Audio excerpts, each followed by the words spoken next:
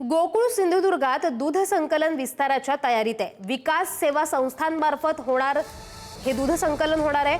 सिंधुदुर्गात रोज 30,000 लिटर दूध संकलन केलं जाणार आहे। दूध उत्पादन वाढीसाठी गोकुळने ही नवीन रणनीती आखलेली आहे। कोल्हापूर जिल्हा सहकारी दूध उत्पादक संघ गोकुळ सिंधुदुर्ग जिल्ह्यात दूध संकलनाचा विस्तार करण्याच्या तयारीत आहे।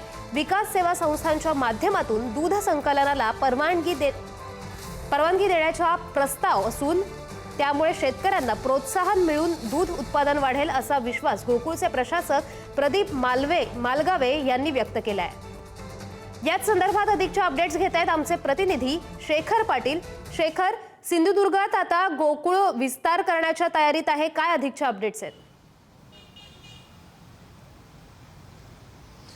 आदिती बरोबर आहे। सिंधुदुर्गमध्ये गोकुळ जर त्या ठिकाणी आपला विस्तार करणार असेल तर ती अतिशय गोड बातमी खरं तर म्हणावी लागणार आहे, कारण कोल्हापूर जिल्ह्यासोबतच आता सिंधुदुर्गमध्ये देखील जवळपास दररोजच 30,000हून अधिक लिटरचं दूध जे ते संकलन विकास सेवा संस्थांच्या माध्यमातून होते आणि त्यांनाच दूध संकलन करण्यासाठीची जी आहे ती आता जबाबदारी गोकुळ देणार आहे अशी माहिती आता समोर आलेली आहे। आणि या संदर्भात 21 जुलै रोजी सिंधुदुर्ग जिल्हा प्रशासन आणि गोकुळ यांची एक संयुक्त बैठक देखील आयोजित करण्यात आलेली आहे आणि या बैठकीत हा निर्णय देखील होण्याची आता शक्यता आहे।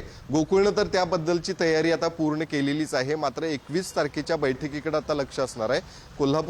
कोल्हापुरात तर दूध उत्पादन जे आहे ते गेल्या अनेक दिवसांपासून आपण पाहतोय सातत्यानं वाढत आहे, मात्र आता कोल्हापूर जिल्हा सोडून अशा पद्धतीनं विकास सेवा संस्था ज्या सिंधुदुर्गमधल्या आहेत त्यांना दूध संकलन करण्याची जी आहे ती जबाबदारी जी आहे ती देण्याची तयारी सुरू झालेली आहे। त्यामुळे निश्चितच 21 तारखेच्या बैठकीकडे आता आपल्या सगळ्यांच्या नजरा असणार आहेत आणि या बैठकीमध्ये हा दूध संकलनाचा निर्णय त्या ठिकाणी होणार का हे देखील पाहणं गरजेचं असणार आहे।